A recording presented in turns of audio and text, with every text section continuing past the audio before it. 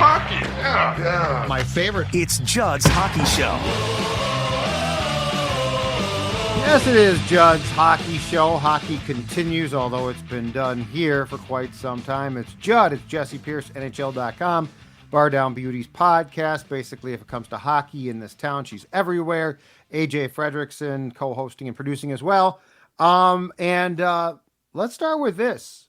Because while the Wild's been done for, a month plus now, the Timberwolves continue in the Western Conference Finals.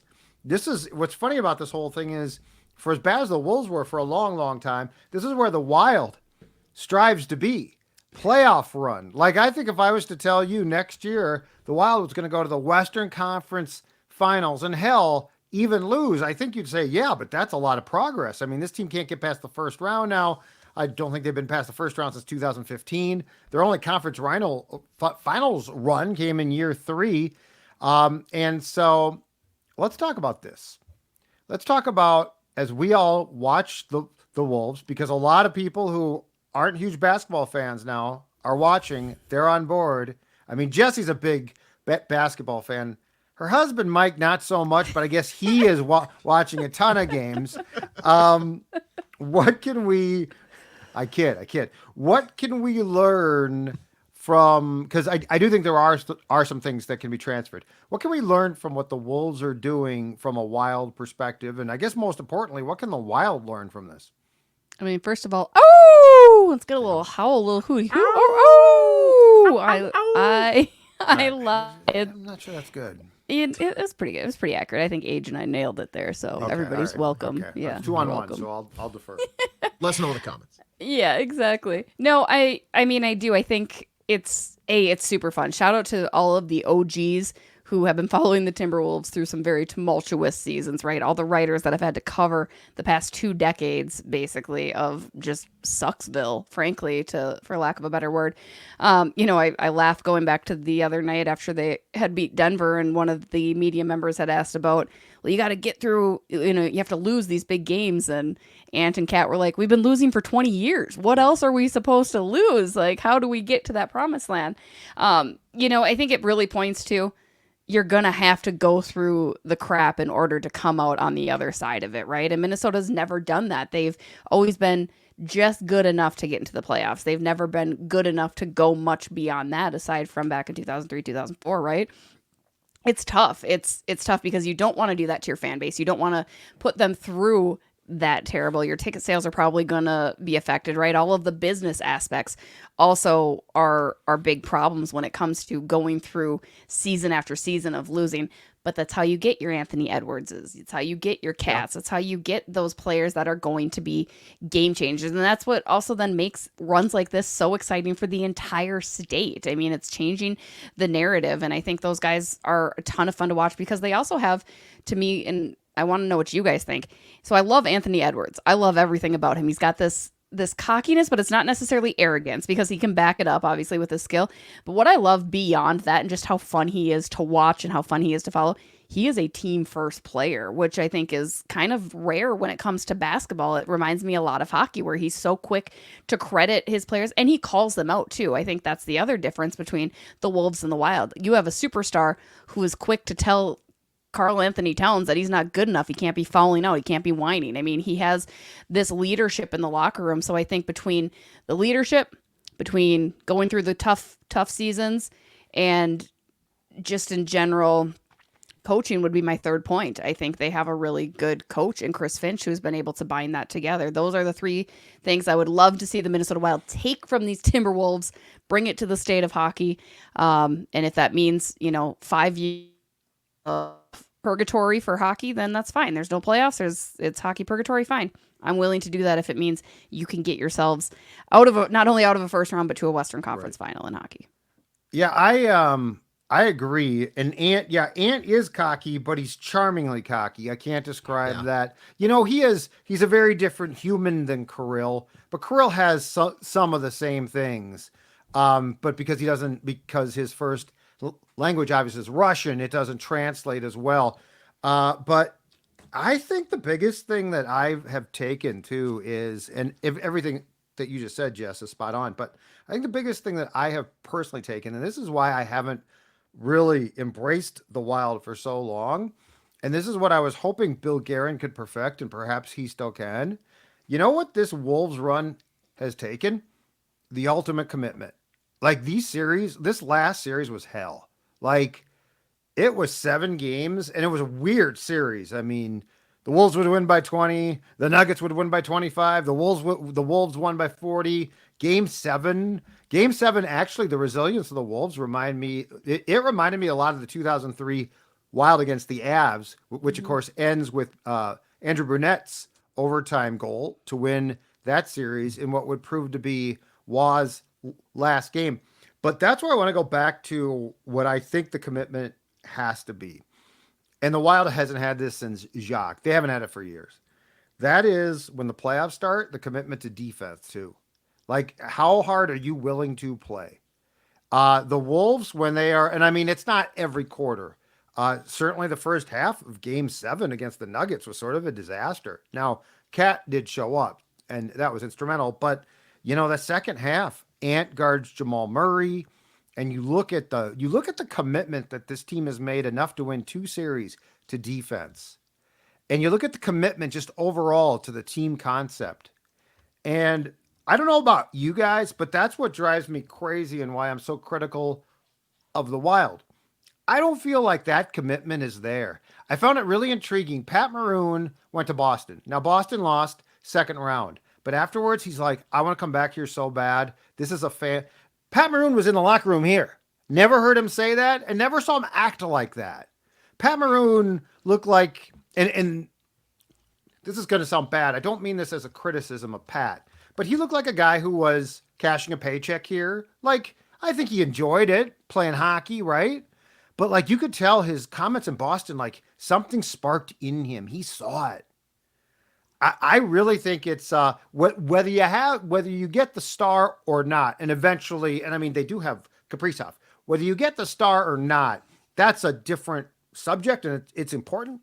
But I just think the lack of commitment from the Wild is more glaring than ever when I watch the Wolves. And the last thing is, for everyone who pans, well, who cares who the captain is?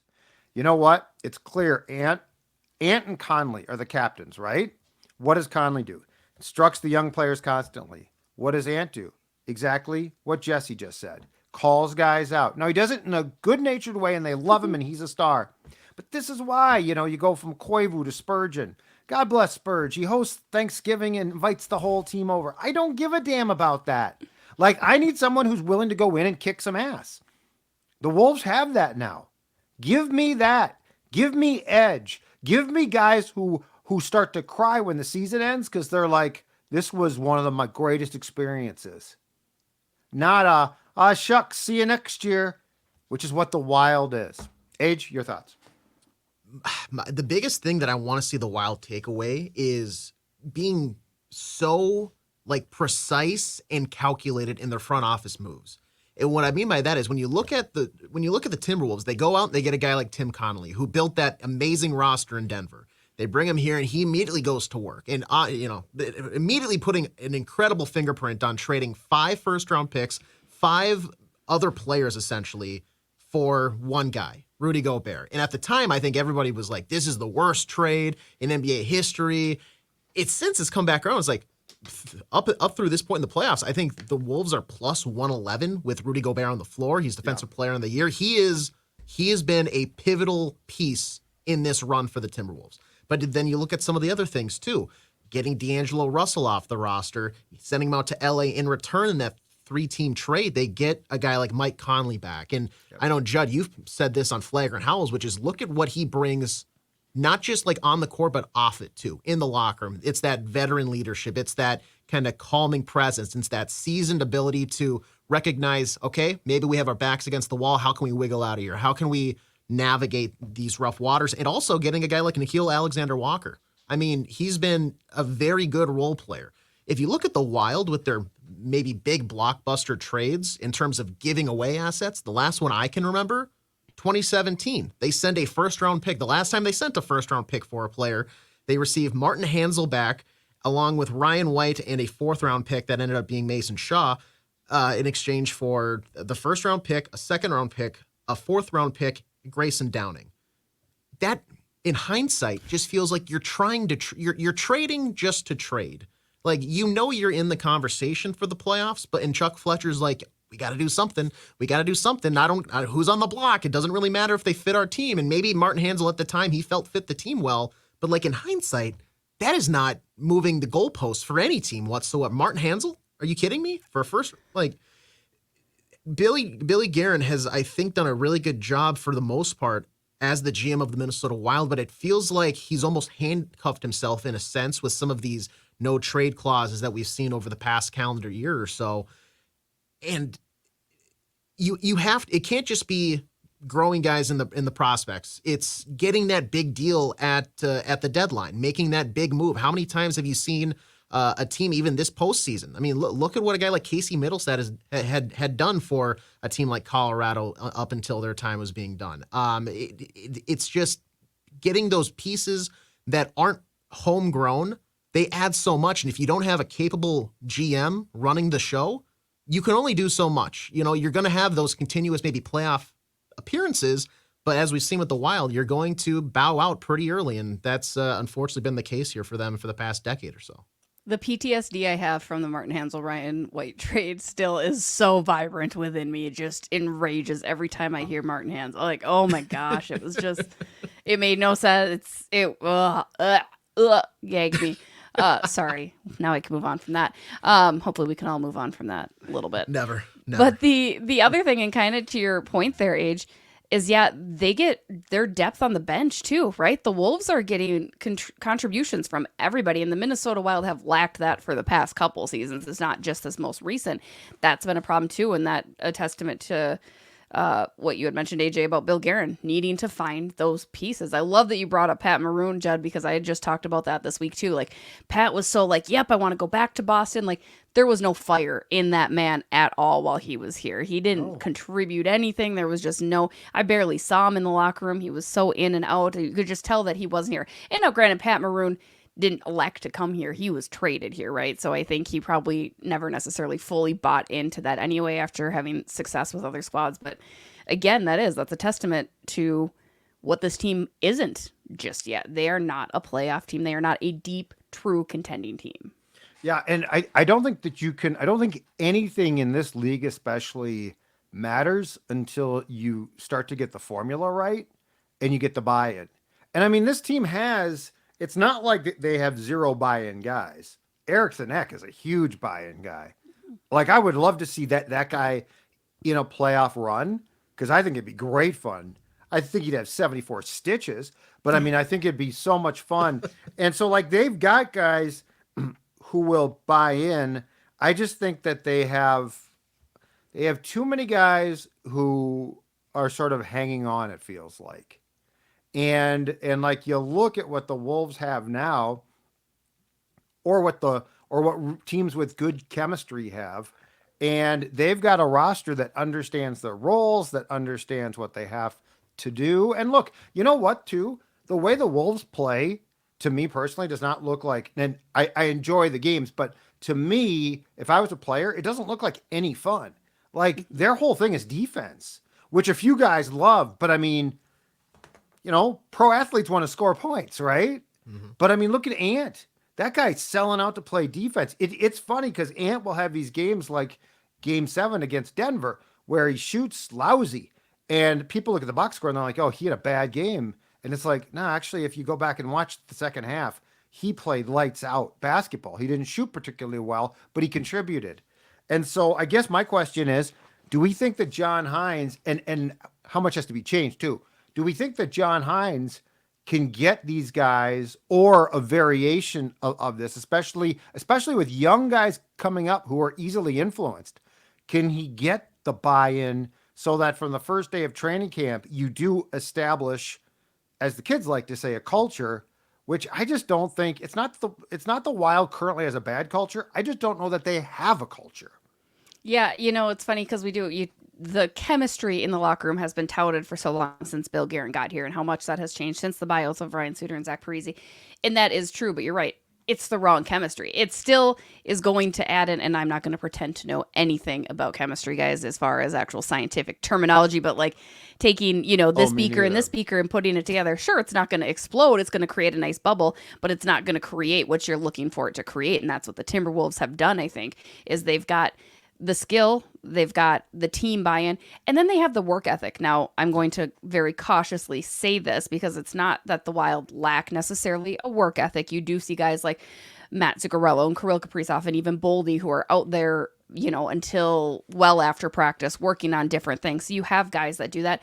But I don't know that you're going to see guys like you saw for the Timberwolves who are going to work out immediately after a playoff game, or guys like the Tampa Bay Lightning. Ryan McDonough just mentioned this, how Steven Stamkos and I believe Kucherov were working out right after they got eliminated from the playoffs, getting ready. I don't think that culture has been established and created yet. And yes, I think that's probably partially because it is some of these young guys and they're trying to figure out their way through the NHL. But back to your point, Judd, then where's your leader in that? Who is establishing that type of culture in the locker room? The hard work, it's going to be tough. You're going to have to practice and do the things that you don't want to do. It might not be the role that you're designed to play, Correct. but we all have to pull the rope in the same direction. And I think maybe that's another element that the Wild are missing. Again, not saying guys are lazy and not working hard, but I think there's that next level that very few of them have reached. And I don't know if John Hines is like the coach to lead that effort also. And I don't want to like give him the benefit of the doubt right now because he was brought in mid-season. I want to give him a full like off-season training camp and start to the year to see actually what he can do and not just kind of like this patchwork job of, he came in and they had a very good run and then it ended up kind of teetering out and they ended up missing and good enough to not be a great pick, but also not bad enough to be a good pick either. So, but this is a guy that also, he has 4 playoff appearances as a head coach. With the Devils, they lost in the first round. With Nashville, they lost to the Coyotes in like that kind of bubble qualifying round, and then 2 more first round losses the following years. So it's not like he has this prestige and kind of if they get to a conference final series and all of a sudden they find themselves down 3-1, he doesn't maybe know that situation of how to change the coaching strategy to what can we do to kind of counter how they've been shutting us down. Is there better options out there? I don't know. There was some kind of murkiness with whether or not Brindamore would have been extended or not with Carolina. Obviously, those have been put to bed now, but I was kind of waiting for that shoe to drop in sense of, are they fully sold on a John Hines if there's a guy like Rod Brindamore out there as a free agent coach? But I would say John Hines to me doesn't bump the needle right now. I haven't seen anything for him to like sell me on this is the guy for a deep run of the playoffs with the Minnesota Wild, but I would love to have him prove me wrong. Dean was pretty intense himself. Now he obviously same thing, didn't have the playoff experience, or once he did, it didn't work out for him. But I go back to the roster and I go back to questions about, do you have the right people? Now you certainly have some of them. Brock Faber to me seems like a very nice guy, but you can tell he wants to win badly. Ek is a pain in the ass as far as a player, and I love that. Kaprizov, I think, is wired to win. I really do. But overall, a perfect example of a guy who's a really good guy, and I think he's a glue guy, and I think he could be a captain, but he's such a nice guy, Marcus Foligno.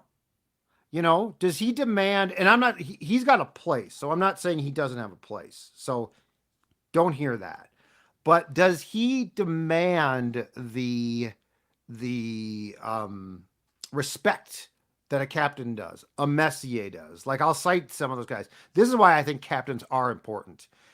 Because, John Hines can either be the biggest a-hole in the world or a pushover, but it ain't going to matter which one he is if the players aren't right.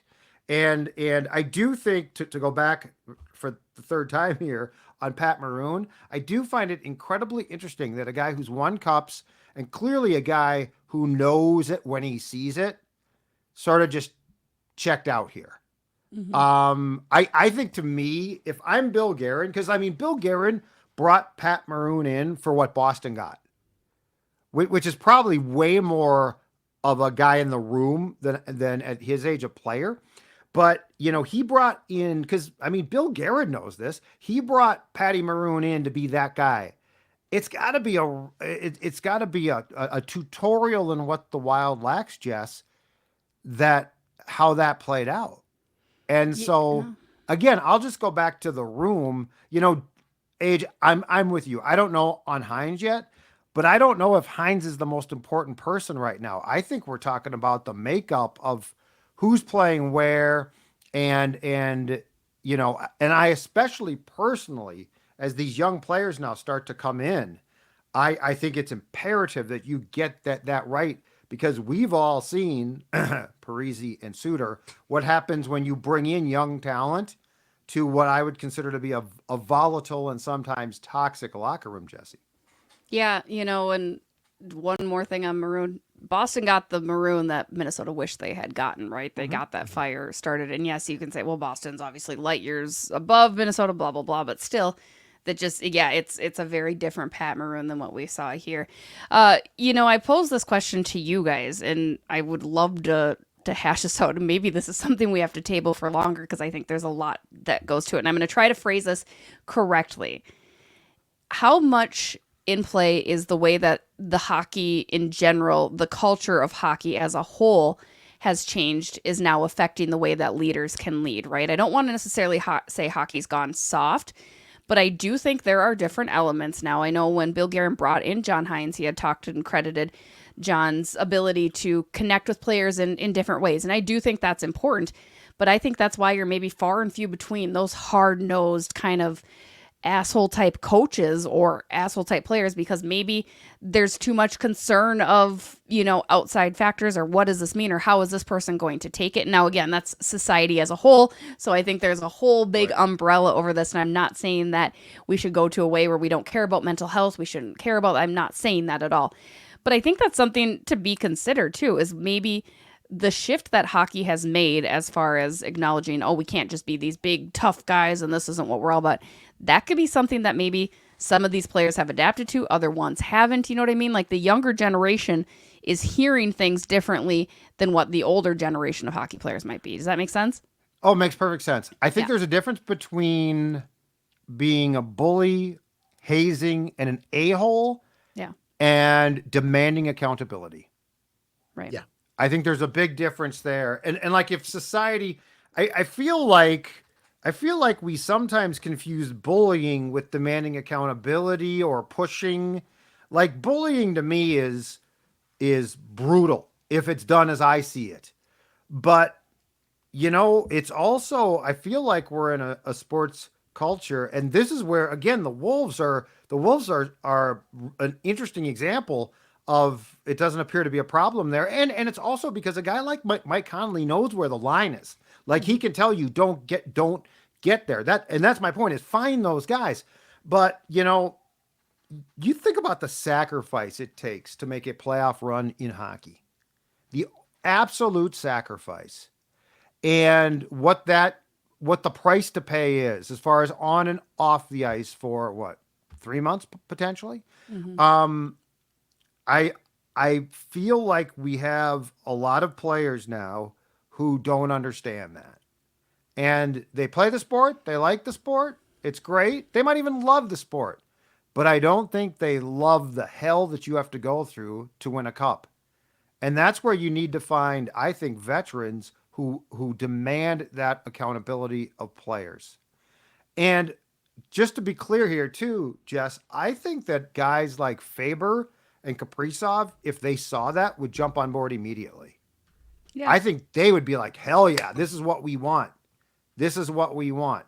But yeah, it's an interesting dynamic, because I get your question, I get your point, and it's a good point. And yeah, you don't want to push players to the point where they hate playing, but you also have to warn them, this is the playoffs.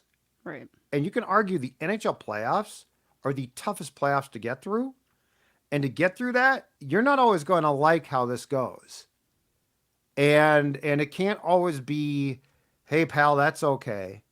So but I mean, it's the same, like you've got your kids. You can't always be their friend. You can't never not discipline them.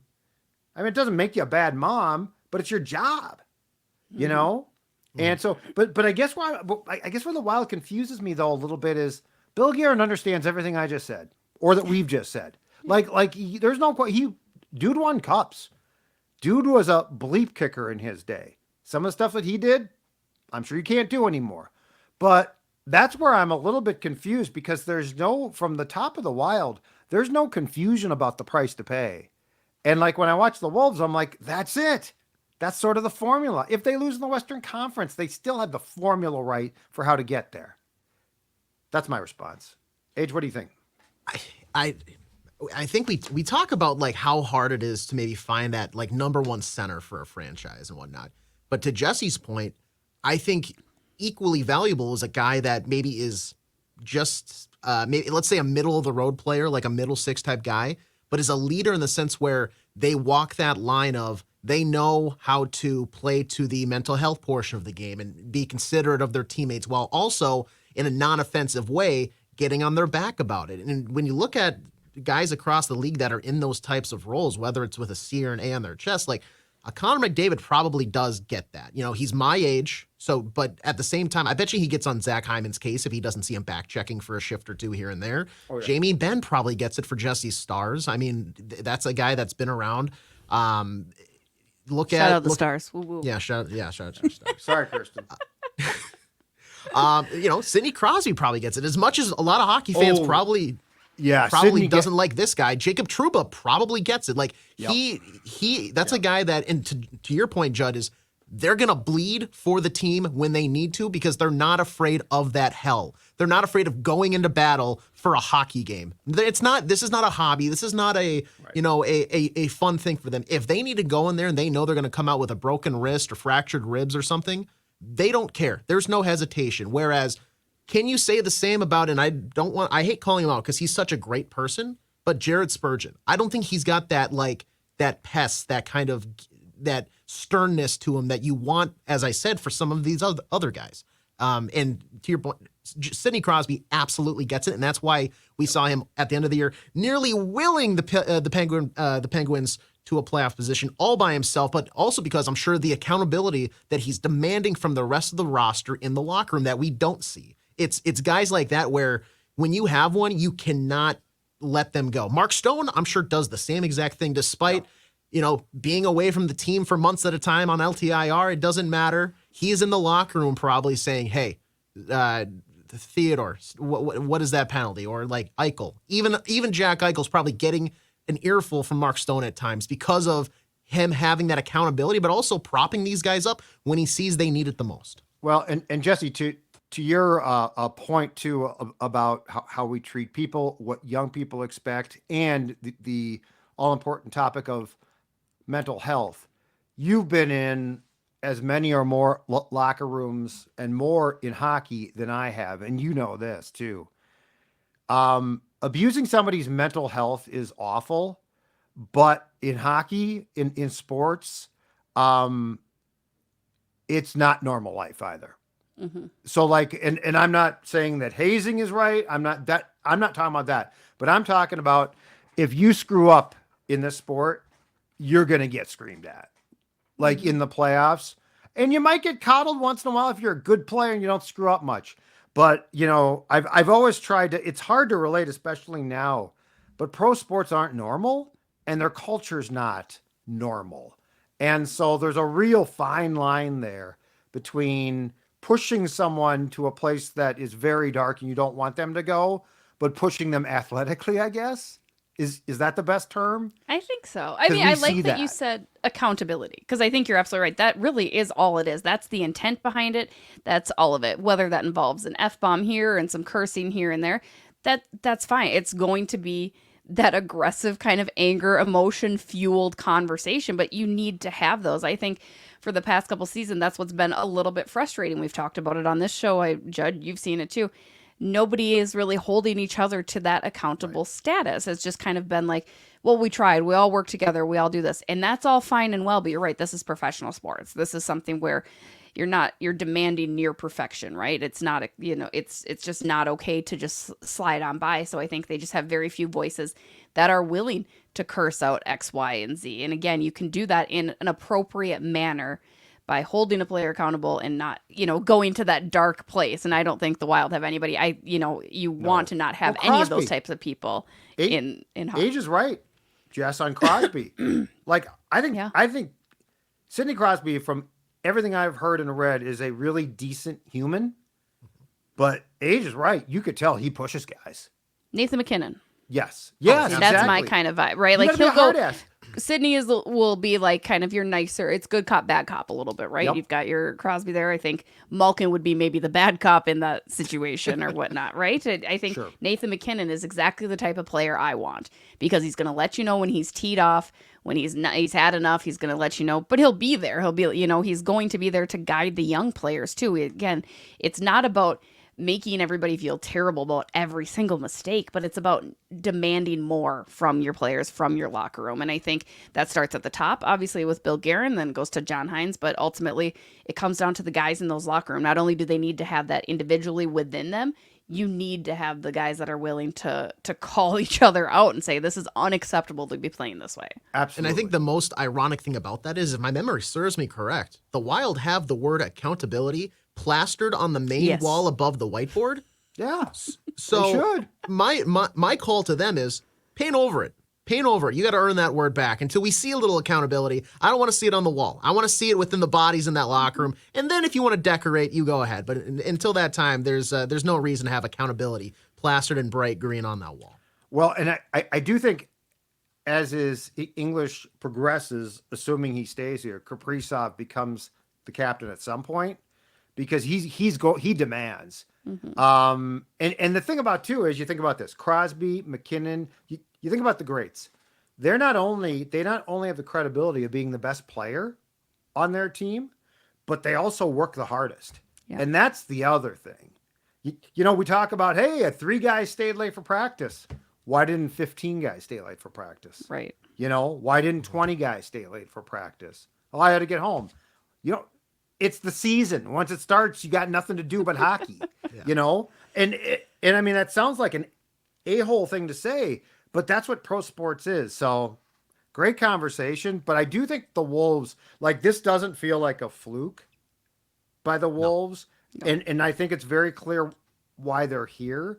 And so I think that you can, even doing a crossover in a different sport, I think you can take lessons from that and say, how did they get here? Why are they here? And how close are you to being there? And if the Wild does this right, again, I like their talent, but man, the sacrifice, it's even more clear to me, at least personally, the sacrifice is not even close enough yet. So. Yeah. I like it. Ow, ow, ow. My favorite quote, somebody said, it's not a, ow. It's not. The wolf sound? Yeah, no, it's the wolf sound. No, they said it's not a bandwagon, it's a party bus. So everybody hop on board. Yeah, no, it's and you know what? Playoff runs are great. The Wild would be great. Everyone gets on board. You get these watch parties. People that aren't sports fans join in, which is awesome. Like, it's the biggest community thing possible because there's no politics involved. It's all about, like, the community. It's just awesome. No all right, politics. guys. That's it. Judd's Hockey Show. Jessi, AJ, Judd. We'll see you next week.